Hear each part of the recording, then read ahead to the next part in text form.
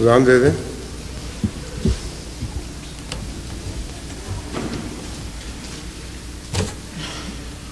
اللہ اکبر اللہ اکبر اللہ اکبر اللہ اکبر اشہد ان لا الہ الا اللہ اشہد ان لا الہ الا اللہ اشہد ان محمد رسول اللہ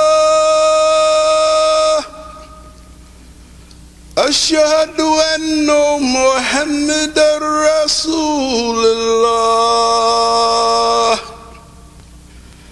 حی علی الصلاة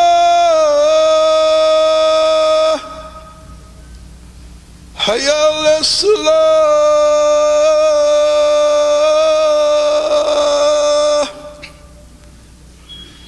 حی علی الفلاح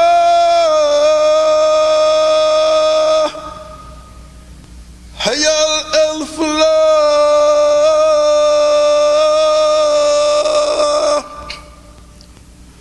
اللہ اکبر اللہ اکبر لا الہ الا اللہ اشہد ان لا الہ الا اللہ وحدہ لا شریک لہ واشهد ان محمدا عبده ورسوله اما بعد فاعوذ بالله من الشيطان الرجيم بسم الله الرحمن الرحيم الحمد لله رب العالمين الرحمن الرحيم مالك يوم الدين إياك نعبد وإياك نستعين اهدنا الصراط المستقيم صراط الذين أنعمت عليهم غير المغضوب عليهم ولا الضالين. إن الله يأمر بالعدل والإحسان وإيتاء ذي القربى وينهى عن الفحشاء والمنكر والبغي يعظكم لعلكم تذكرون. سورہ نحل آیت 91. آج اس آیت کا انتخاب میں نے حضرت اقدس مسیح موعود علیہ السلام کے بعض استنباط کی وجہ سے کیا ہے جن کی بنیاد زیادہ تر اسی آیت پر ہے. کچھ عرصے سے لوگ یہ سوال بھیج رہے ہیں، یعنی مسلسل نہیں مگر کبھی کبھی بھیج دیتے ہیں کہ قرآن کریم کے احکامات اور نواہی ہیں کتنے. وہ حضرت مسیح موعود علیہ السلام کے حوالے سے یہ بھی لکھتے ہیں کہ بعض جگہ 2-3 کا صرف ذکر ہے، بعض جگہ 500 کا ذکر ہے، بعض جگہ 700 کا ذکر ہے، بعض جگہ 1000 کا ذکر ہے. تو کل احکامات ہیں کتنے؟ اور حضرت مسیح موعود علیہ السلام نے مختلف مواقع پر ان کی مختلف تعداد کو بیان کی فرمائی ہے۔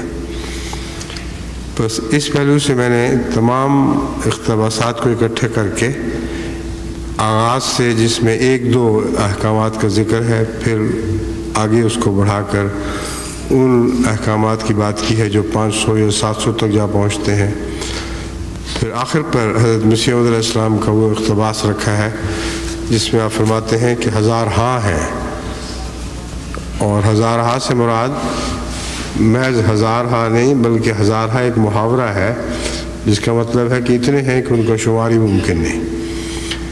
تو کس کس پہلو سے کیا کیا تعداد معین ہوتی ہے، یہ ایک بہت اہم علمی مسئلہ ہے، اور اس کے نتیجے میں اللہ تعالیٰ کے فضل سے جماعت کو نہ صرف علمی فائدہ ہوگا بلکہ روحانی فوائد بھی بہت پہنچیں گے۔ چنانچہ سب سے پہلا اقتباس حضرت مسیح علیہ السلام کا ازالہ اوہام روحانی خزائن جلد 3 صفحہ 550 سے ہے۔ عنوان ہے قرآن کے 2 بڑے حکم ہیں۔ اب کہاں 400 500 700 1000 ہاں، اور بات شروع ہوئی ہے 2 بڑے حکم ہیں، اور جب آپ مفہوم کو سمجھیں گے تو دل گواہی دے گا کہ ہاں دراصل تو قرآن انہی 2 احکام کے گرد گھوم رہا ہے۔ فرمایا 2 بڑے حکم ہیں، باہم بخل اور کینہ اور حسد اور بغض اور بے مہری چھوڑ دو۔ یہ ایک حکم ہے جس کے تابع پھر اور بہت سی باتیں آ گئیں۔ باہم بخل اور کینہ اور حسد اور بغض اور بے مہری چھوڑ دو، بے مہری چھوڑ دو اور ایک ہو جاؤ۔ قرآن شریف کے بڑے حکم 2 ہی ہیں، ایک توحید و محبت و اطاعت باری عز اسمہ، دوسری ہمدردی اپنے بھائیوں اور اپنے بنی نوع کی۔ یہ مرکزی نقطہ ہے تمام قرآنی تعلیمات کا کہ اللہ کی توحید اور اس کی محبت اور اس کی اطاعت میں اپنے آپ سے کھوئے جاؤ، اور کلیتاً اپنی گردن خدا کی محبت اور عشق و اطاعت کے حضور خم کر دو، اور اگر ایسا کرو گے تو دوسرا حکم طبعاً اسی سے نکلتا ہے۔ جو خدا کا ہو جائے یہ ہو کیسے سکتا ہے، وہ خدا کے بندوں کا نہیں۔ بس دراصل تو ایک ہی حکم ہے جس کے تابع پھر یہ دوسرا حکم از خود ایک فطری تقاضے کے طور پہ پھوٹتا ہے۔ اپنے بھائیوں اور اپنے بنی نوع انسان کی اور ان حکموں کو اس نے کی ہمدردی کرو۔ اس کے بعد فرمایا اور ان حکموں کو اس نے 3 درجے پر فرمایا ہے، جیسا کہ استعدادیں بھی 3 ہی قسم کی ہیں، اور وہ آیت کریمہ یہ ہے امر بالعدل والاحسان وایتاء ذی القربی۔ یہ وہی آیت ہے جس کی میں نے ابھی آپ کے سامنے تلاوت کی تھی۔ اب اس اجمال کی تفصیل حضرت مسیح علیہ السلام کے الفاظ میں سنیے۔ آپ فرماتے ہیں اب میں پہلے کلام کی طرف رجوع کرتا ہوں۔ میں ابھی ذکر کر چکا ہوں کہ انسانی حالتوں کے سرچشمے 3 ہیں، یعنی نفس امارہ، نفس لوامہ اور نفس مطمئنہ، اور طریق اصلاح کے بھی 3 ہیں۔ اول یہ کہ بے تمیز وحشیوں کو اس ادنا خلق پر قائم کیا جائے کہ وہ کھانے پینے اور شادی وغیرہ تمدنی امور میں انسانیت کے طریقے پر چلیں، نہ ننگے پھریں اور نہ کتوں کی طرح مردار خوار ہوں، اور نہ کوئی اور بے تمیزی ظاہر کریں۔ یہ طبی حالتوں کی اصلاحوں میں سے ادنا درجہ کی اصلاح ہے۔ یہ اس قسم کی اصلاح ہے کہ اگر مثلا پورٹ بلیر کے جنگلی آدمیوں میں سے کسی آدمی کی انسانیت کے لوازم سکھلانا ہو۔ پورٹ بلیر کے زمانے میں آدم خوروں کے لیے مشہور ہوا کرتی تھی، تو اس لیے وہ پورٹ بلیر کا حوالہ حضرت مسیح علیہ السلام نے دیا ہے۔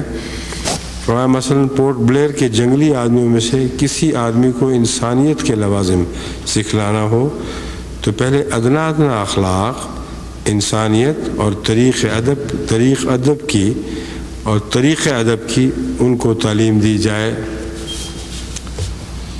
دوسرا طریق اصلاح کا یہ ہے کہ جب کوئی ظاہری آداب انسانیت کے حاصل کر لے گے تو اس کو بڑے بڑے اخلاق انسانیت کے سکھلائے جائیں، اور انسانی قوا میں جو کچھ بھی بھرا پڑا ہے ان سب کو محل اور موقع پر استعمال کرنے کی تعلیم دی جائے۔ اب اس عبارت سے 3 طریقے اصلاح کے بیان فرمائے ہیں، لیکن معمولی تدبر کرنے والا انسان بھی غور کر سکتا ہے کہ ہر طریقے کے تابع بے شمار اور طریقے ہیں۔ حکم ایک بڑا ہے، اس بڑے حکم کی آگے شاخیں اور پھر شاخیں در شاخیں چلتی چلی جاتی ہیں۔ اب ایک واشی کو، مثلا پورٹ بلیر کے واشی کو جب آداب سکھانے ہوں گے تو اس میں ان لوگوں کی گندی عادات جو مدتوں سے چلی آ رہی ہیں ان کا مطالعہ ضروری ہوگا۔ ان عادات کی اصلاح کے لیے جو موقع اور محل کے مطابق اصلاح ضروری ہے اس پر غور و فکر کی ضرورت ہوگی، ان کو سکھانا ہوگا۔ تو بات تو ایک ہی حکم سے چلتی ہے، اللہ کی اطاعت، لیکن آگے پھر پھیلتی چلی جاتی ہے، اور اسی طرح تعلیمات ایک سے پھر متعدد تعلیمات میں منتقل ہو جاتی ہیں۔ گویا توحید کے تابع پھر خدا تعالیٰ کا بندوں سے جو سلوک ہے وہ بندوں کی نسبت سے پھیلتا چلا جاتا ہے۔ تیسرا طریق اصلاح کا یہ ہے کہ جو لوگ اخلاق فاضلہ سے متصف ہو گئے ہیں ایسے خشک زاہدوں کو شربت محبت اور وصل کا مزہ چکھایا جائے۔ تیسرا طریق اصلاح کا یہ ہے کہ جو لوگ اخلاق فاضلہ سے متصف ہو گئے ہیں، اول تو اخلاق فاضلہ سے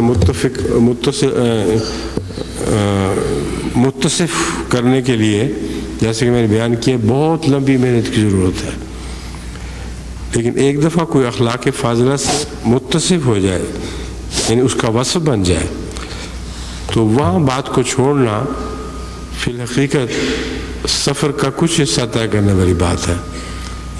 بالآخر یہ سفر اللہ تعالیٰ کی محبت پر منتج ہونا چاہیے اور اس کے سوائے اس سفر کا کوئی مقصد نہیں ہے۔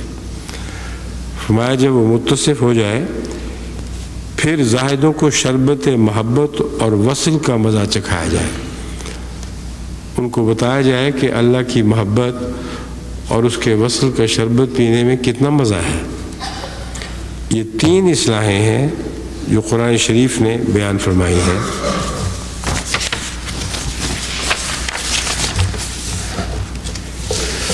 اور ہمارے سید و مولا نبی صلی اللہ علیہ وسلم نے ایسے وقت میں ہمارے سید و مولا نبی صلی اللہ علیہ وسلم ایسے وقت میں مبعوث ہوئے تھے جبکہ دنیا ہر ایک پہلو سے خراب اور تباہ ہو چکی تھی، جیسا کہ اللہ تعالیٰ فرماتا ہے ظہر الفساد فی البر والبحر، یعنی جنگل بھی بگڑ گئے اور دریا بھی بگڑ گئے۔ یہ اشارہ اس بات کی طرف ہے کہ جو اہل کتاب کہلاتے ہیں وہ بھی بگڑ گئے، اور جو دوسرے لوگ ہیں جن کو الہام کا پانی نہیں ملا وہ بھی بگڑ گئے۔ بس قرآن شریف کا کام دراصل مردوں کو زندہ کرنا تھا، جیسا کہ وہ فرماتا ہے اعلموا ان اللہ یحیی الارض بعد موتہا، جان لو کہ اللہ ہی ہے جو زمین کو اس کے مردہ ہو جانے کے بعد پھر زندہ کرتا ہے۔ اب یہاں ایک آیت ہے ظہر الفساد فی البر والبحر، لیکن رسول اللہ صلی اللہ علیہ وسلم کے ظاہر ہونے سے پہلے ساری دنیا کی جتنی خرابیاں ہیں ان کا مذکور اسی میں آ گیا۔ ایک بھی خرابی ایسی نہیں جو انسان کو لاحق ہو سکتی تھی، ایک بھی فسق و فجور کی راہ نہیں جسے انسان اختیار کر سکتا تھا، اور حضرت صلی اللہ علیہ وآلہ وسلم نے ان میں سے ہر ایک کی راہ نہ روکی ہو۔ تو دیکھیے ایک وحدت کے نیچے پھر کس طرح کثرت ملتی ہے۔ کام تو آپ کا صرف ایک بیان فرمایا کہ فساد سے زمین خشکی بھی بھر گئی اور سمندر بھی بھر گیا، اور آپ نے ان فسادات کو دور کر دیا۔ وہ فسادات تھے کتنے، اس کا اگر کچھ اندازہ آپ نے کرنا ہو تو اس زمانے میں دنیا کا بالکل وہی نقشہ ہو چکا ہے۔ ظہر الفساد فی البر والبحر، باقی دنیا کو چھوڑ دیں، اپنے امریکہ کی خبر کریں۔ خود امریکہ میں اتنی بے حیائی ہے، اتنی بے راہ روی ہے کہ ایک زمانہ تو یہ تھا کہ امریکہ سے لگتا تھا بے حیاں دساور کو جاتی ہیں، لیکن اب دوسرے ملکوں نے بھی اتنا مقابلہ کیا ہے بے حیائیوں میں کہ اب کچھ نہیں کہا جا سکتا کہ بے حیائی یہاں زیادہ ہے یا باہر زیادہ ہے۔ ظہر الفساد فی البر والبحر کا یہ مطلب ہے۔ اب یہ فرق نہیں رہا کہ کہاں سے برائی پھوٹی تھی، مذہب کہاں تھا اور لامذہبیت کہاں تھی۔ جب سب برائیاں ایک دوسرے کے ساتھ مل جل کر برابر ہو جائیں تو اس وقت یہ محاورہ صادق آتا ہے، ظہر الفساد فی البر والبحر، خشکی اور تری دونوں فساد سے بھر گئے۔ تو باہر کے ملکوں میں آپ میں سے ہر ایک کو جانے کا موقع ملے یا نہ ملے، مجھے سفر کا موقع ملتا رہتا ہے، افریقہ بھی جاتا ہوں، امریکہ بھی، اور جو یورپ کے ممالک ہیں یا مشرق بعید کے ممالک ان کا بھی سفر کرتا ہوں، اور اس میں کوئی شک نہیں کہ وہ زمانہ جس کا نقشہ قرآن کریم نے کھینچا تھا وہ آج بین ہی اس دنیا پر پورا اتر رہا ہے۔ اب کوئی ان کو شمار کر کے دیکھے کہ برائیاں ہیں کتنی، تو احکام کا اندازہ ہو جائے گا کتنے ہونی چاہیے۔ ہزار لاکھوں برائیاں ہیں، اور ان لاکھوں برائیوں کے مقابلے پر ایک حکمین نہیں، یہ برائی بھی نہیں کرنی، یہ برائی بھی نہیں کرنی۔ اور یہ ابھی ان اللہ یامر بالعدل والاحسان وایتاء ذی القربی کے بعد وینہی عن الفحشاء والمنکر والبغی، یہ جو تین اس آیت کریمہ نے بچنے کی باتیں بیان فرمائی ہیں ان کے تابع ہیں یہ سارے۔ اور اب کوئی حساب کرتا ہے تو کرتا پھرے، ناممکن ہے کہ ان برائیوں کو گن سکے جن برائیوں کا ایک آیت کے 3 حصوں میں ذکر فرما دیا گیا۔ بس اسی سے اندازہ ہو جائے گا کہ حضرت مسیح موعود علیہ السلام جہاں ایک حکم، 2 حکموں، 3 حکموں کی باتیں کرتے ہیں تو آپ کے ذہن میں ایک پورا جہان ہے حکموں کا، مناہی کا بھی اور احکامات کا بھی۔ اور اس پہلو سے آپ کو میں بعض اور مثالیں دوں گا، اس سے اندازہ ہوگا کہ حکموں کا تو کوئی شمار ہی نہیں رہتا۔ اس لیے وہ علماء جنہوں نے 500 گنے یا 700 گنے وہ کوتا نظر تھے، وہاں ٹھہر گئے۔ حضرت مسیح موعود علیہ السلام نے 500 بھی گنے اور 700 بھی گنے، اور پھر آپ کی نظر ہر طرف پھیل گئی اور آپ نے فیصلہ فرمایا کہ 500 700 کی کیا بحث ہے، یہ تو بے شمار چیزیں ہیں جن کا قرآن کریم میں ذکر مل رہا ہے، جن سے بچنا ضروری ہے یا جن پر عمل کرنا ضروری ہے۔ اب حضرت صلی اللہ علیہ وآلہ وسلم کی سرزمین عرب کا حال حضرت مسیح علیہ السلام یوں بیان فرماتے ہیں، اس زمانے میں عرب کا حال نہایت درجہ کی وحشیانہ حالت تک پہنچا ہوا تھا، اور کوئی نظام انسانیت کا ان میں باقی نہیں رہا تھا، کوئی نظام انسانیت کا ان میں باقی نہیں رہا تھا، اور تمام معاصی ان کی نظر میں فخر کی جگہ تھے۔ اور یہ وہ امر ہے جس کا آج بھی اطلاق ہو رہا ہے۔ بہت سے گناہ ایسے ہیں جن پر فخر کیا جا رہا ہے اور ٹیلی ویژن پہ وہ دکھائے جاتے ہیں فخر کے طور پر کہ ہم ان گناہوں میں اتنا ترقی کر چکے ہیں۔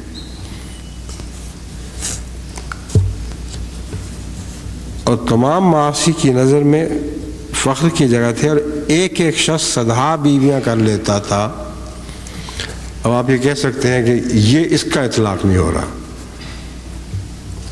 حالانکہ امر واقعہ یہ ہے کہ جتنی جنسی بیماریوں کی تحقیق کرنے والے ماہرین ہیں وہ یہ بتاتے ہیں کہ امر واقعہ ہے عورتیں بھی صدہا مرد کرتی ہیں اور مرد بھی صدہا عورتیں کرتے ہیں، صرف قانون کی نظر میں شادی شدہ نہیں ہوتے۔ تو عربوں کو تو اس بات کا کوئی جھگڑا نہیں تھا، ان کے ہاں شادی ہونا یا نہ ہونا برابر بات تھی، لیکن جہاں ایک شادی کی اجازت ہے اور ایک شادی پر فخر ہے، وہاں غیر قانونی شادیاں آپ سینکڑوں بھی کر لیں تو کوئی اعتراض کی بات نہیں، قانونی شادی نہیں ہونی چاہیے، بس صرف یہ اختلاف ہے۔ تو جب آپ سنتے ہیں ایک شخص صدہا بیویاں کر لیتا تھا تو یہ واقعتاً آج بھی اس بات پر عمل ہو رہا ہے۔ فرماتے ہیں حرام کا کھانا ان کے نزدیک ایک شکار تھا۔ اب حرام خوری تو اتنی عام ہو چکی ہے دنیا میں، جیسے شکار کر لیا ویسے حرام خوری کر لی، کوئی بھی فرق اور کوئی تمیز باقی نہیں رہی۔ اب یہ ایک فقرہ ایسا ہے جو اچانک دلوں میں ایک ہلچل پیدا کر دے گا، مگر امر واقعہ یہ ہے کہ آج کل کی دنیا میں بین ہی یہ بات ہم ہوتی دیکھ رہے ہیں، یہاں تک کہ اسلامی ممالک کے رہنے والوں میں بھی یہ بدی مل رہی ہے، اور ہمیشہ تو نہیں پکڑی جا سکتی، مگر پکڑے جانے کے مواقع بھی اتنے ہیں کہ اخبارات ان کے ذکر سے منہ کالا کر لیتے ہیں۔ فرماتے ہیں ماؤں کے ساتھ نکاح کرنا حلال سمجھتے تھے۔ اب نکاح کرنا تو حلال سمجھتے تھے، مگر یہاں جو خبریں پاکستان کے اخباروں میں آتی رہتی ہیں ان سے پتہ لگتا ہے کہ نکاح کرنا تو حرام ہی رہے گا، مگر نکاح کے لوازمات سارے کر لیتے ہیں،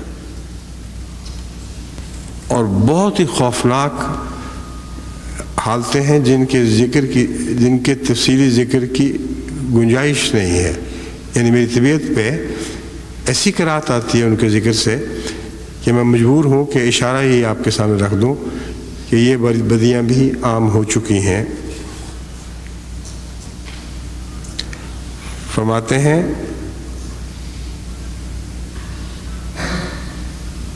اللہ تعالیٰ کو کہنا پڑا حرمت علیکم امہاتکم، تمہاری مائیں تم پر حرام کی گئی ہیں۔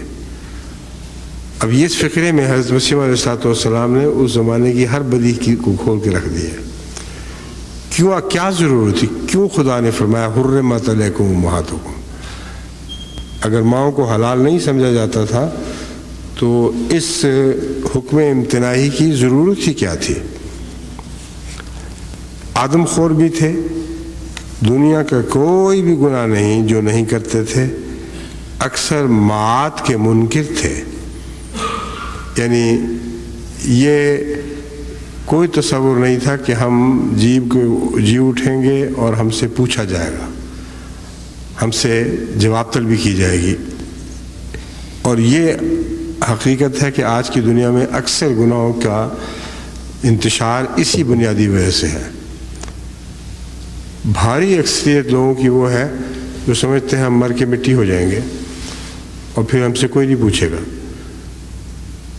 کچھ عرصہ پہلے ایک مجلس سے سوال جواب میں بعض بڑے دانشور اور ان میں بعض عیسائیت کے مناد بھی تھے، وہ آئے ہوئے تھے۔ شروع میں تو انہوں نے تعجب کیا اس بات سے کہ وہ معاد کے قائل نہیں، جب میں نے تفصیل سے سمجھایا کہ معاد کے اگر آپ قائل ہوتے تو یہ برائیاں اتنی پھیلی ہوتی دنیا میں، اگر یقین ہو کہ میں عدالت کے سامنے پیش کیا جاؤں گا تو عدالت کے خوف سے ہی بہت سے گناہ جھڑ جاتے ہیں۔ لیکن گناہوں کی کثرت بتا رہی ہے کہ خدا کی عدالت کے سامنے پیش ہونے کا کوئی تصور موجود نہیں۔ لوگ عمل میں یہی سمجھتے ہیں کہ مرے اور مٹی ہو گئے، اور پھر کون جیے گا اس جواب طلبی کے لیے کہ تم کیا کیا کرتے تھے۔ قرآن کریم نے اسی لیے اس مسئلے کو بار بار اٹھایا ہے، اور اس کا ایک طبی نتیجہ یہ ہے بہت سے ان میں سے خدا کے وجود کے بھی قائل نہ تھے۔ یہ دو باتیں ایسی ہیں، اس کو اچھی طرح ان کو پلے باندھ لیں کہ کوئی قوم بھی خدا کی ہستی کی قائل نہیں رہ سکتی اگر وہ مرنے کے بعد جی اٹھنے اور سوال جواب کی قائل نہ رہے۔ ان دونوں عقائد کا چولی دامن کا ساتھ ہے۔ یہ ہو ہی نہیں سکتا کہ ایک قوم یہ سمجھے کہ ہم مر کے مٹی ہو جائیں گے اور پھر خدا کی ہستی کی قائل ہو۔ خدا ایک بے معنی اور بے حقیقت چیز ہو جاتا ہے، اور اگر یقین ہو کہ ہم دوبارہ جی اٹھائے جائیں گے اور جواب طلبی کرنی ہوگی تو لازماً ایک خدا کو تسلیم کرنا پڑتا ہے جو مالک ہے، جو خالق ہے، جو حساب دار ہے، حساب کرنے والا ہے، اور اس کے سامنے ہم سب حساب دار ہوں گے۔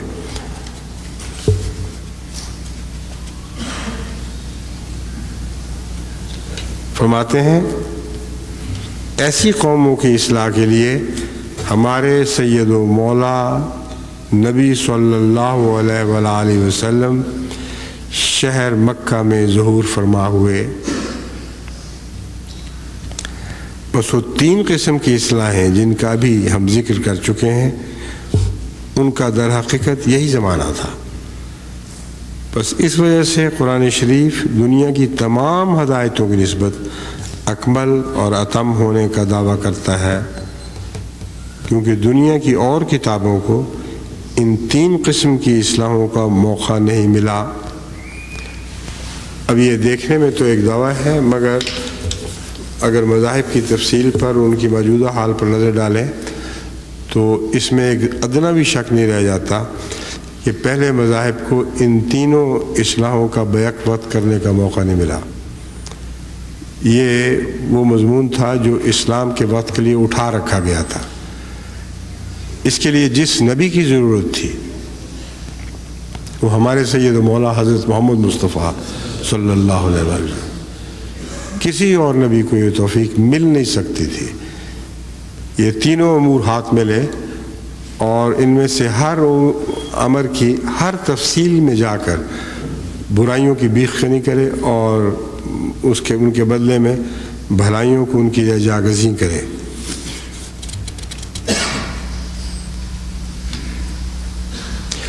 قرآن شریف کا یہ مقصد تھا کہ حیوانوں سے انسان بناوے اور انسان سے با اخلاق انسان بناوے اور با اخلاق انسان سے با خدا انسان بناوے۔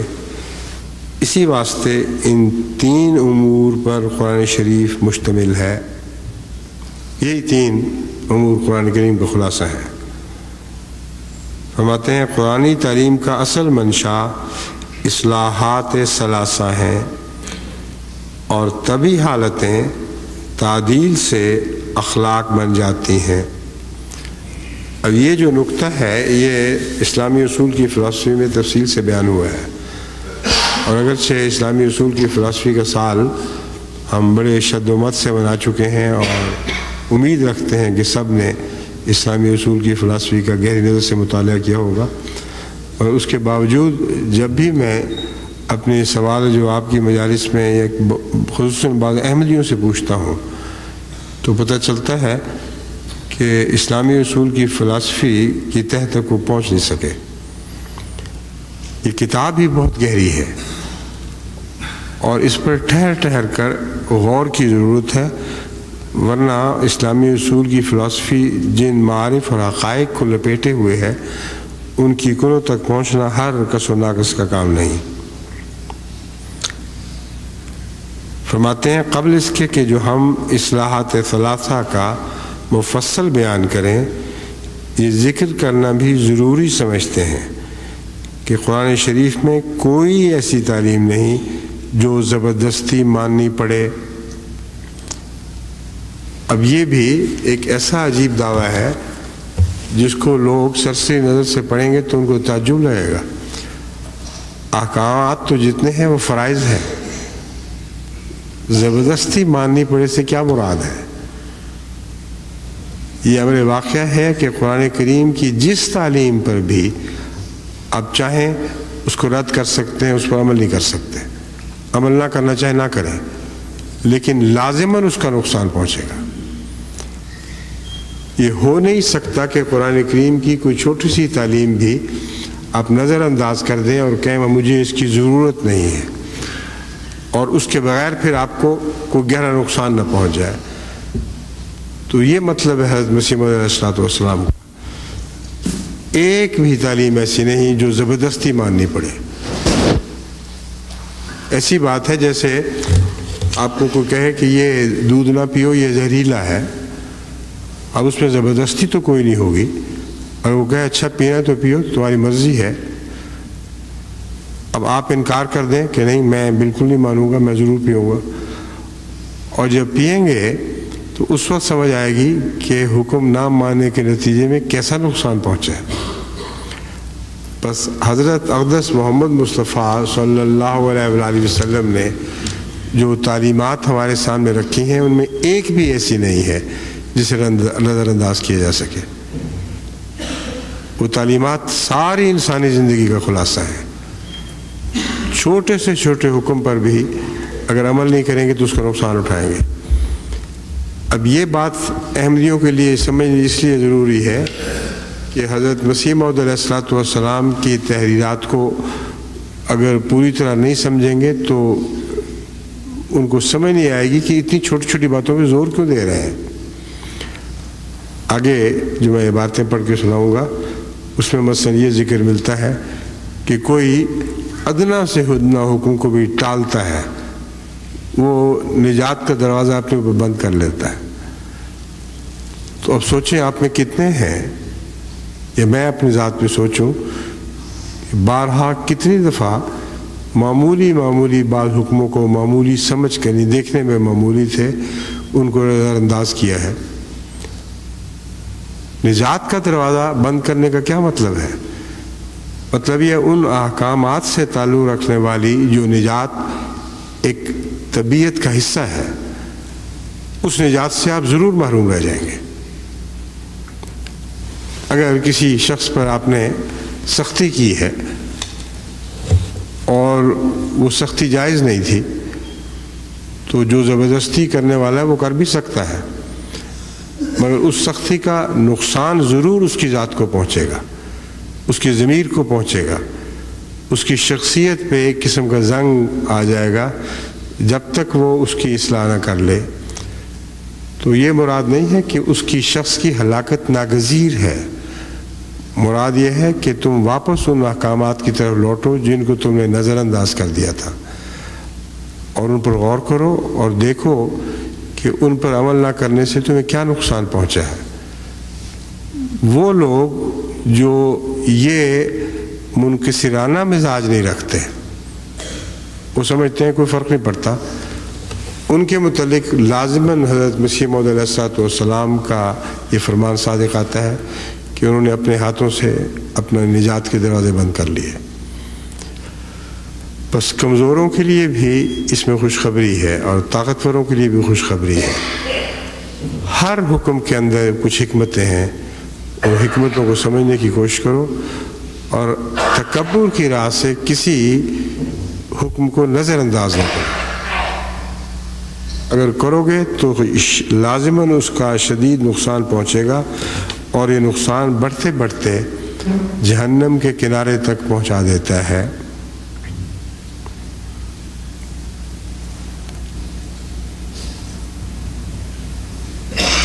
فرماتے ہیں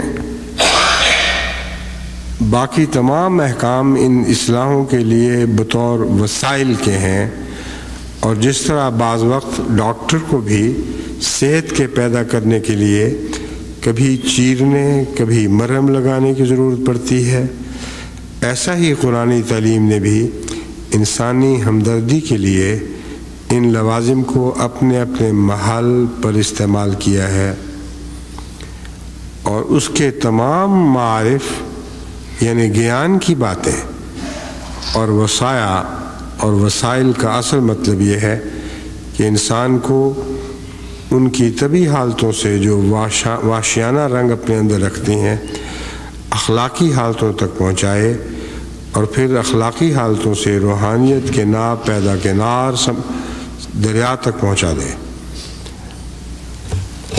اب یہ ساری عبارت ہی غور طلب ہے، ٹھہر ٹھہر کر فکر کے ساتھ پڑھنے والی ہے، لیکن خلاصہ میں نے پہلے آپ کے سامنے عرض کر دیا ہے کہ کوئی ایک تعلیم بھی بیکار اور بے ضرورت نہیں ہے، اور ہر تعلیم اگلی تعلیم کے لیے تیار کرتی ہے، جس کا مطلب یہ ہے کہ ضروری نہیں کہ اچانک آپ کو آخری صورت میں قرآن کریم کی اعلیٰ تعلیم پر عمل کرنا نصیب ہو جائے، یہ ہو ہی نہیں سکتا، مگر آپ کا سفر شروع ہو جائے تو ہر تعلیم جس پر آپ انکسار کے ساتھ عمل کریں گے وہ اگلی تعلیم کے لیے تیار کر دے گی۔ اب حضرت مسیح موعود علیہ السلام نے اس کی مثال ایک پھوڑے سے دی ہے جس کی اصلاح ڈاکٹر کو کرنی ہے۔ اب ہر بیماری کا علاج بغیر تکلیف کے ممکن نہیں ہے۔ پھوڑے کی مثال دے کر بیان فرما دیا کہ ڈاکٹر کو اس پہ چیر ڈالنا پڑتا ہے تاکہ اس کا گند، اس کا مواد پھوٹ کر باہر آ جائے۔ اب یہ تکلیف دہ امر ہے، اس لیے جب اپنے متعلق تم کوئی اسلام کی اصلاحی کارروائی استعمال کرو تو یاد رکھنا کہ لازم نہیں کہ تمہیں ضرور اس کا مزہ آئے۔ ابتدا میں تکلیف ہوگی اور تکلیف سے ڈر کر تم پیچھے بھی ہٹ سکتے ہو۔ اگر پیچھے ہٹو گے تو وہی مواد جو زہریلا مواد تمہارے اندر ہے وہ تمہارے لیے ہلاکت کا موجب بن جائے گا۔ اگر احکامات کی گہری حکمتوں پر نظر رکھو گے تو جان لو گے کہ ہر تکلیف اٹھانا تمہاری صحت کے لیے ضروری ہے۔ جب تکلیف اٹھاؤ گے تو اس کے نتیجے میں پھر صحت بھی نصیب ہوگی، اور اس طرح ایک ادنی حالت سے دوسری نسبتاً اعلیٰ حالت کی طرف تم حرکت کرتے چلے جاؤ گے۔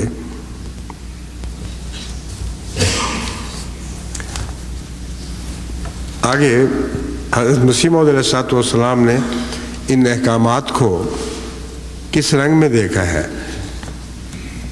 اس رنگ میں دیکھنے کے لیے ابھی ہمیں اور بہت سی ترقی کی ضرورت ہے، ورنہ یہ عبارت پڑھ کر آپ تعجب کریں گے کہ حضرت مسیح موعود علیہ السلام ان کو کس رنگ میں دیکھ رہے ہیں۔ فرماتے ہیں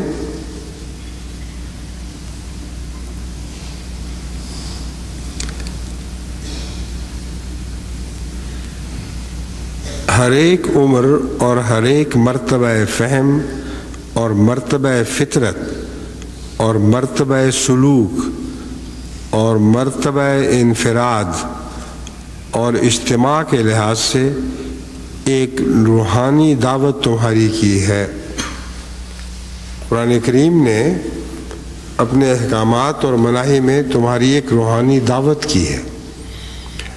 اب جس کو دعوت میں اچھے اچھے کھانے، مزے مزے کے کھانے ملیں، وہ کیوں ان پر منہ نہیں ڈالے گا، ہاتھ نہیں ڈالے گا، کیوں ان سے پیٹ بھرنے کی کوشش نہیں کرے گا؟ مگر نظر تو آئے کہ دعوت ہے۔ اگر دعوت کی بجائے وہ محض دسترخوان چنا ہو اور کھانے والا بیمار ہو تو ہر لقمہ جو اٹھائے گا وہ اس کے لیے مصیبت بن جائے گا۔ بیماری کے دنوں میں یہی ہوتا ہے۔ پچھلے دنوں مجھے تکلیف ہوئی تھی اور کھانے کا مزہ ہی اٹھ گیا۔ وہ نعمتیں ہیں جو ان کو میں لوگوں کے سامنے دسترخوان پر بچھا ہوا بچوں کے سامنے دیکھتا تھا، اور میں حیرت سے دیکھتا تھا کتنے مزے مزے سے سکھا رہا ہے، مگر حکم اٹھ گیا تھا جب اللہ تعالیٰ نے وہ صحت نہ دی جس صحت سے سب کھانوں کے مزے معلق ہیں، متعلق ہیں، تو کھانے بالکل بیکار اور بے معنی دکھائی دے رہے تھے۔ تو یہ فرق ہے حضرت مسیح موعود علیہ السلام کے دعوت دیکھنے میں اور آپ کے دعوت دیکھنے میں۔ حضرت مسیح موعود علیہ السلام جب یہ روحانی دعوت دیکھتے ہیں تو بہت مزے کرتے ہیں۔ سبحان اللہ، کیسے کیسے مزے مزے کی کھانے خدا نے ہمارے لیے تیار کیے ہیں۔ اور ایک بیمار آدمی بیٹھا دیکھ رہے ہیں کہ حیرت سے یہ کھا کیسے رہے ہیں، ان میں سے تو ہر کھانے کے لیے ایک مصیبت کرنی پڑ رہی ہے، لقمہ گلے سے اترتا نہیں، اور کس مزے مزے سے کھا رہے ہیں۔ تو یہ سارے حالات ایسے ہیں جن کو تفصیلی نظر سے دیکھیں تو بات سمجھ آتی ہے. حضرت مسیح موعود علیہ الصلوۃ والسلام کی ایک بھی عبارت ایسی نہیں جو گہری حکمتوں سے آ رہی ہو. ایک نافہم آدمی کو شروع میں سمجھ نہیں آئے گی، جیسے کہ میں نے بیان کیا ہے. ہمیشہ فرما رہے ہیں بڑی روحانی نعمتیں ہیں جو ہمارے سامنے سجائی گئی ہیں، اور اکثر آدمی دیکھ کے حیران ہوتا ہے کہ یہ کیا نعمتیں کھا رہے ہیں. ہر چیز سے تو بچنے کا حکم ہے، ہر مزے کی بات تو حرام کر دی گئی ہے. تو یہ کیسی دعوت ہوئی؟ اس میں ہر مزے کی بات حرام ہو گئی، اور ہر بےہودہ چیز جس کو ہم بےہودہ سمجھ رہے ہیں اس کے متعلق ہے کہ بے شک کھاؤ. یہ فہم کا قصور ہے، یہ انسانی فطرت کے رجحانات کا قصور ہے. جب بیمار ہوں گے تو یہی کچھ ہوگا، اگر بیمار نہیں ہوں گے تو حضرت مسیح السلام کے الفاظ سنیے. فرماتے ہیں تو تم اس دعوت کو شکر کے ساتھ قبول کرو، اور جس قدر کھانے تمہارے لیے تیار کیے گئے وہ سارے کھاؤ. اب بتائیں کون ہے جو بیمار حالت میں انسانوں کھانوں کو کھا سکتا ہے؟ ہمیشہ کتنی آسانی سے فرما رہے ہیں، تو کچھ بھی بات نہیں، تمہارے لیے تیار کیے گئے ہیں، سارے کھاؤ اور سب سے فائدہ حاصل کرو. جو شخص ان سب حکموں میں سے ایک کو بھی ٹالتا ہے، میں سچ سچ کہتا ہوں کہ وہ عدالت کے دن مواخذہ کے لائق ہوگا. اگر تم عمداً کسی حکم سے اعتراض کرو گے اور منہ بناؤ گے اور اس کھانے کو اپنے نفس کے لیے، اپنی اصلاح کے لیے قبول نہیں کرو گے، تو فرماتے ہیں وہ عدالت کے دن مواخذہ کے لائق ہوگا. اب یہ بھی نہیں فرمایا کہ عدالت کے دن ضرور اس کا مواخذہ ہوگا. یہ دو باتیں ہیں، الگ الگ ہیں، ان کا فرق ہے. یہ کہنا ایک بات ہے کہ قیامت کے دن لازماً اس کا مواخذہ ہوگا، اور یہ کہنا الگ بات ہے کہ وہ مواخذہ کے لائق ہوگا. آگے اللہ کی مرضی ہے، یغفر لمن یشاء و یعذب من یشاء. لازم نہیں ہے کہ ہر قابل مواخذہ کو ضرور پکڑے، مگر اپنی دانست میں تم خطرے کے نیچے آ گئے. اگر آپ بے دھڑک سڑک پار کرتے ہیں اور کوئی موٹر پاس آ کے رک جائے، آپ کو نہ کچلے، تو اس میں آپ کی کوئی خوبی نہیں، مواخذہ کے لائق آپ ٹھہر گئے تھے. اگر وہ موٹر آپ کو کچل بھی دیتی تو اس کا کوئی قصور نہیں تھا. بس مواخذہ کے لائق ٹھہرنا اور بات ہے، اور مواخذہ ہونا اور بات ہے. حضرت مسیح موعود علیہ الصلوۃ والسلام کی عبارات بہت ہی باریک اور لطیف عبارات ہیں، ان پہ کوئی منطقی اعتراض عائد نہیں ہوتا. وہ عدالت کے دن مواخذہ کے لائق ہوگا. اگر نجات چاہتے ہو تو دین العجائز اختیار کرو، اور مسکینی سے قرآن کریم کا جوا اپنی گردنوں پر اٹھاؤ. دین العجائز کس کو کہتے ہیں؟ بڑی بوڑھیاں جب ان کو کوئی نیکی کی بات کہی جائے تو بے چون و چرا وہ باتیں کر لیتی ہیں. کبھی وہ جھگڑا نہیں کرتی کہ اس میں کیا حکمت تھی، کیوں ہم پر یہ بات فرض کی گئی ہے. سیدھی سادھی پرانے زمانے کی مائیں آپ نے گھروں میں دیکھی ہوں گی، جو اکثر دیہاتی زندگی میں اب ایک قصہ پارینہ بن گئی ہیں. آج کل تو بوڑھیاں بھی بڑی چالاک ہو گئی ہیں، اور وہ بہانے ڈھونڈتی ہیں اسلام سے بچنے کے. لیکن پرانے زمانے میں ہم نے وہ عورتیں دیکھی ہوئی ہیں، سیدھی سادھی سفید کپڑے پہنے ہوئے، سر کو چننی سے ڈھانپا ہوا. ان کو جو کہا بی بی آپ یہ کھا لیں، اچھا سی یہی کھا لیتے ہیں، یہ کام کریں، اچھا یہی کام کر لیتے ہیں. ان کو یقین تھا کہ اللہ تعالیٰ جو بھی احکام فرماتا ہے، احکامات نازل فرماتا ہے، ان کی بھلائی کے لیے ہے.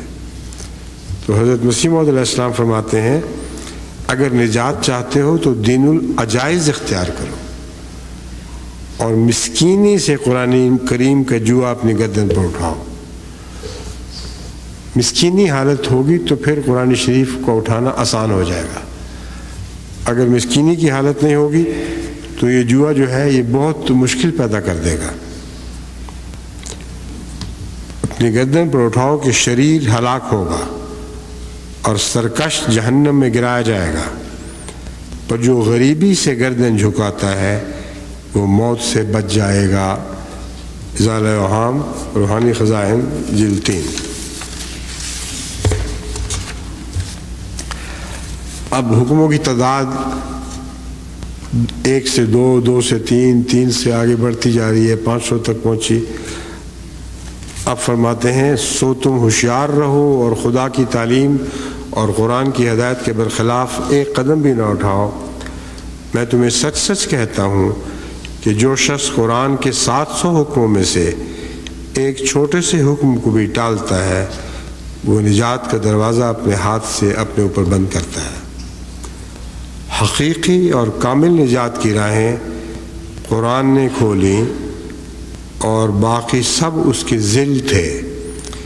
سو تم قرآن کو تدبر سے پڑھو اور اس سے بہت پیار کرو، بہت ہی پیار کرو، ایسا پیار کہ تم نے کسی سے نہ کیا ہو. کیونکہ جیسا کہ خدا نے مجھے مخاطب کر کے فرمایا الخیر کلہ فی القرآن، کہ تمام قسم کی بھلائیاں قرآن کریم میں ہیں. یہی بات سچ ہے. افسوس ان لوگوں پر جو کسی اور چیز کو اس پر مقدم رکھتے ہیں. تمہاری تمام فلاح اور نجات کا سرچشمہ قرآن مجید میں ہے. کوئی بھی تمہاری ایسی دینی ضرورت نہیں جو قرآن میں نہیں پائی جاتی. کشتی نوح، روحانی خزائن، جلد 19، صفحہ 26-27.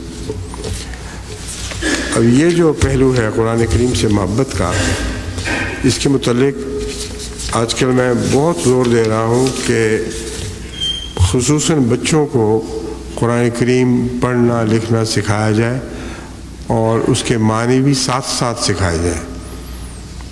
اکثر لوگ جو ناظرہ پڑھا دیتے ہیں وہ کافی نہیں ہے.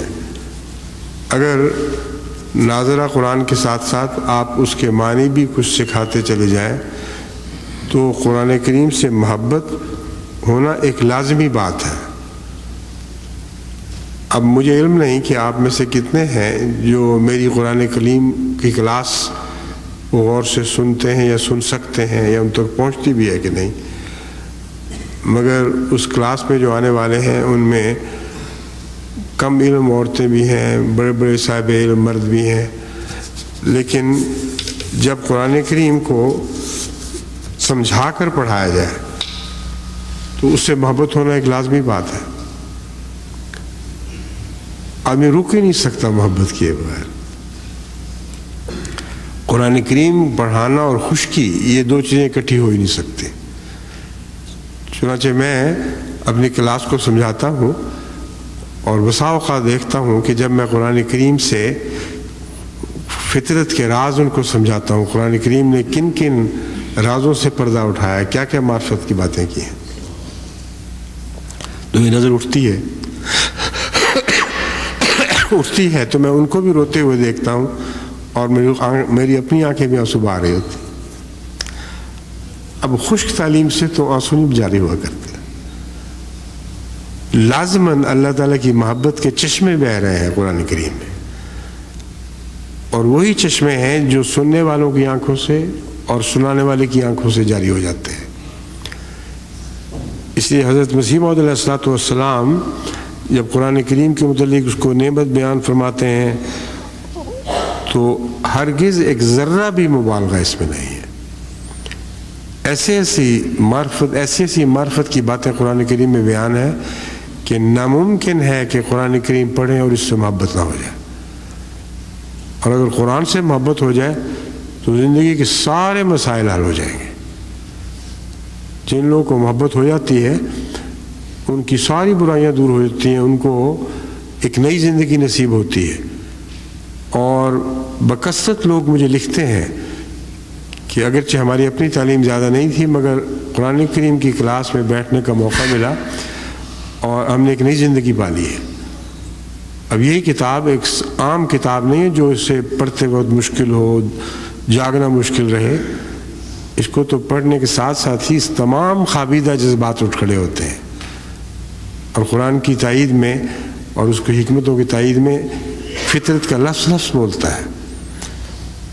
بس حضرت مسیح موعود علیہ السلام کی جو قرآن کی تعریفیں ہیں، اگر آپ ان کو سمجھیں گے ہی نہیں تو حیرت سے دیکھیں گے، اور آپ کی بوریت میں ذرہ بھی فرق نہیں آئے گا. آپ کہیں گے یہ کوئی عارف باللہ کا آدمی ہے، اس کو مزہ آ رہا ہوگا، مگر قرآن کریم کا مزہ اٹھانے کے لیے جو بڑے مرتبے اور مقام کی ضرورت ہے وہ ہمیں نصیب ہی نہیں. حالانکہ کسی بڑے مرتبے اور مقام کی ضرورت نہیں، دین العجائز کی ضرورت ہے. عز اور انکساری کے ساتھ قرآن کریم کے سامنے سر تسلیم خم کرنے کی ضرورت ہے.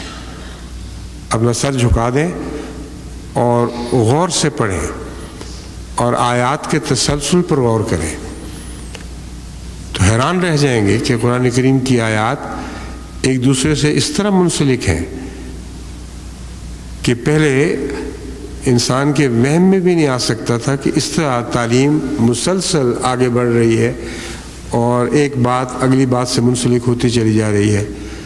یہ ڈوریاں ہیں جو آپس میں بٹھی جا رہی ہیں، اور اس کا ایک علاج میں آپ کے سامنے یہ رکھ رہا ہوں کہ اگر آپ کو MTA کے ذریعے سننا ممکن نہیں تو غالباً یہاں امریکہ میں ان تعلیم قرآن کریم کی کلاسز کی ویڈیو ریکارڈنگ ہو چکی ہوگی.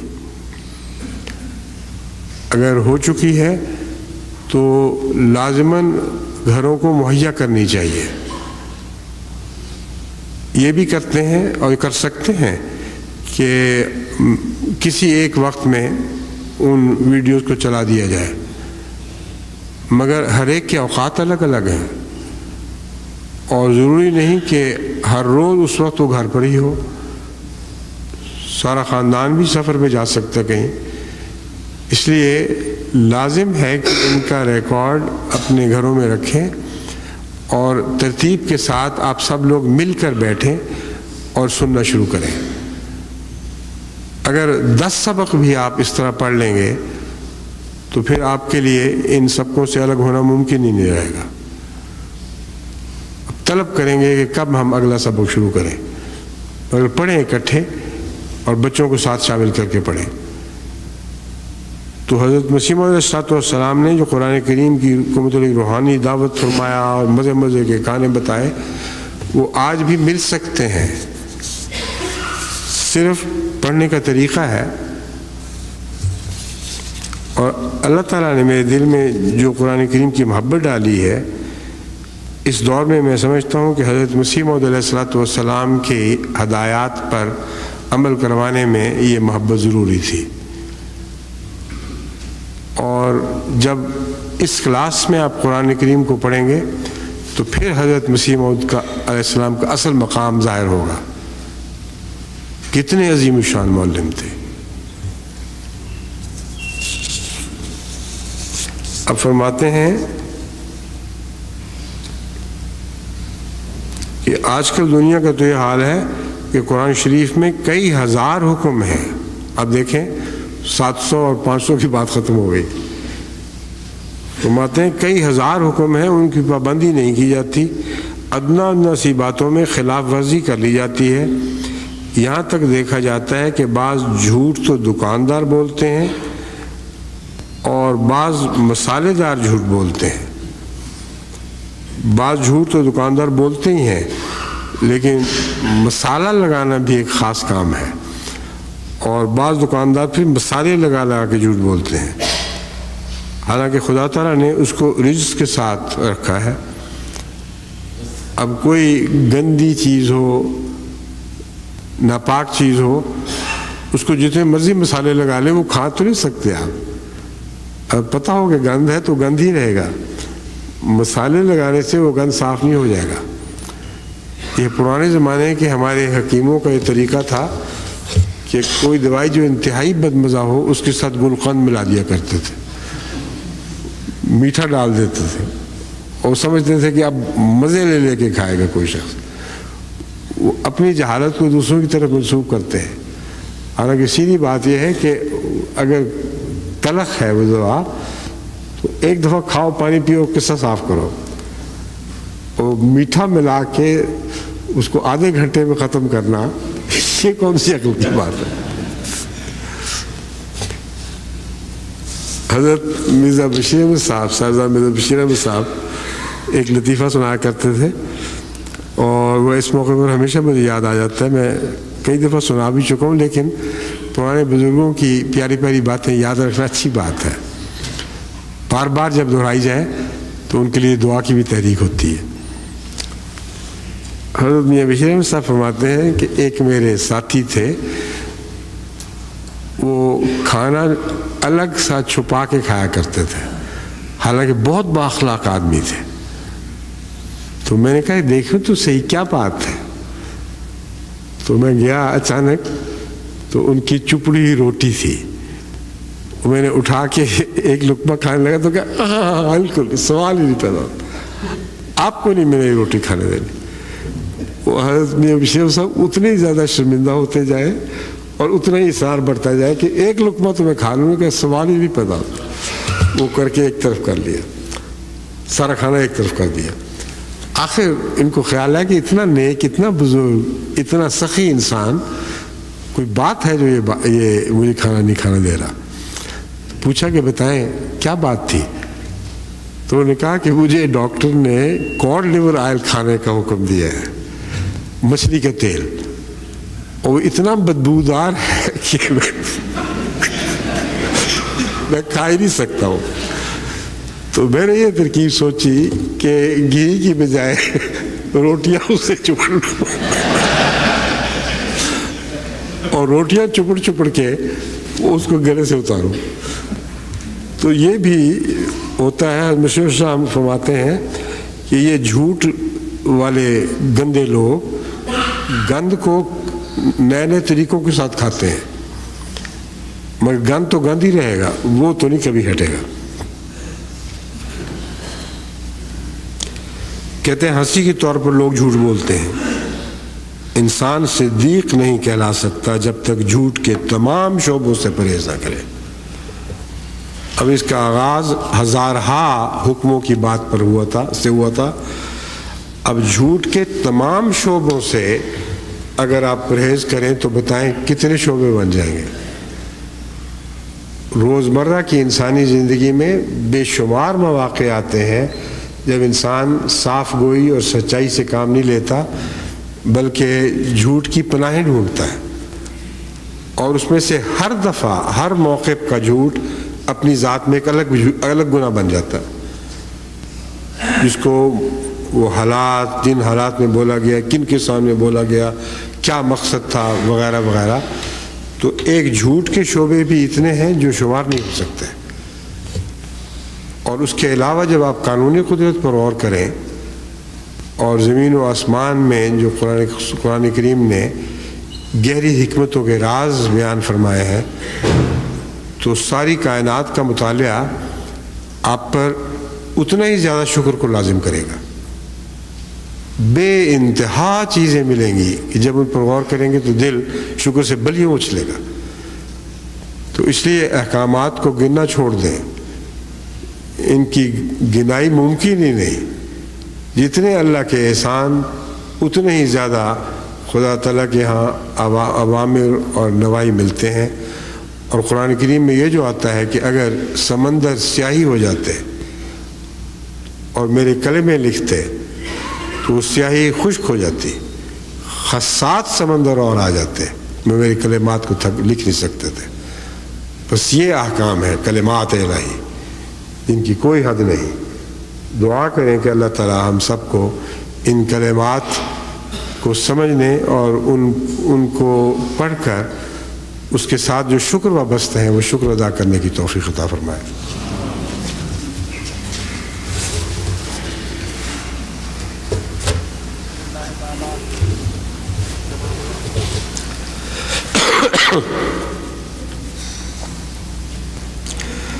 الحمد لله نحمده ونستعينه ونستغفره ونؤمن به ونتوكل عليه ونعوذ بالله من شرور أنفسنا ومن سيئات أعمالنا من يهده الله فلا مضل له ومن يضلله فلا هادي له ونشهد أن لا إله إلا الله وحده لا شريك له ونشهد أن محمدا عبده ورسوله عباد الله رحمكم الله إن الله يأمر بالعدل والإحسان وإيتاء ذي القربى وينهى عن الفحشاء والمنكر والبغي يعظكم لعلكم تذكرون اذكروا الله يذكركم وادعوه يستجب لكم ولذكر الله أكبر